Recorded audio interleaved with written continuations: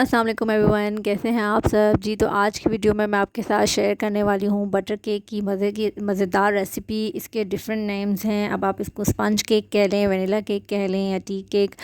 But before starting the recipe please subscribe my channel. Step by step इस video में मैं आपको तमाम रेसिपी गाइड करूँगी, इसलिए वीडियो को स्किप बिल्कुल ना कीजिएगा।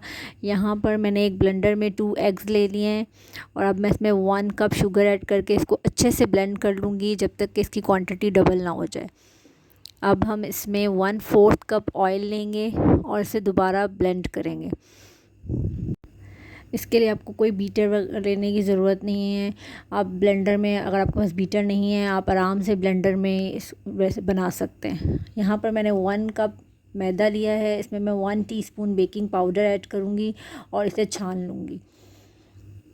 अब हमने अपना मिक्सचर जो अंडे और चीनी वाला मिक्सचर था उसको हम इस बॉल में ट्रांसफ़र करके इसमें छना हुआ मैदा और बेकिंग पाउडर का मिक्सचर ऐड करके इसे अच्छे से मिक्स कर लेंगे।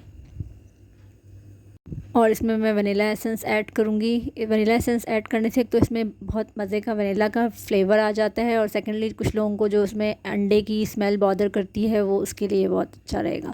यहाँ पर मैंने 1 कप खोलता हुआ दूध लिया है, गर्म दूध, और इसमें मैं 2 टेबलस्पून बटर के ऐड करूँगी। ये इस रेसिपी में मेन स्टेप है जो इसको बेकरी टच देगा। इसमें बेकरी वाली बटर टेस्ट और खुशबू आएगी। और इसमें मैं फूड कलर भी डालूँगी। ये स्टेप ऑप्शनल है, अगर आप ऐड करना चाहें फूड कलर तो ऐड कर दें। और फिर हम इस दूध के मिक्स को इस बैटर में मिक्स करके अच्छे से मिक्स कर लेंगे।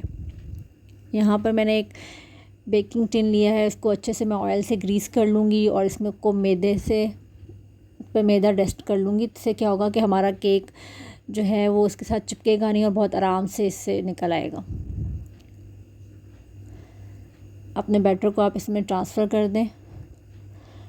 अब एक देगची को मैंने 15 मिनट के लिए प्री हीट कर लिया है। इसमें मैं अपना केक 40 to 45 मिनट्स के लिए बेक होने दूंगी।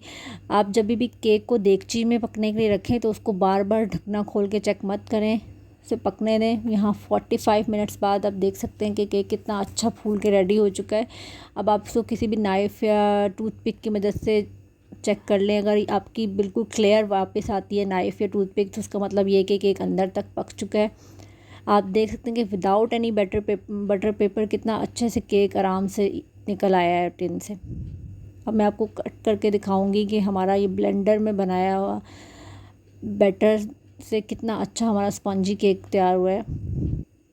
आप भी रेसिपी ज़रूर ट्राई कीजिएगा घर में और मुझे कमेंट सेक्शन में बताइएगा कि आपको ये कैसी लगी। अल्लाह हाफिज़।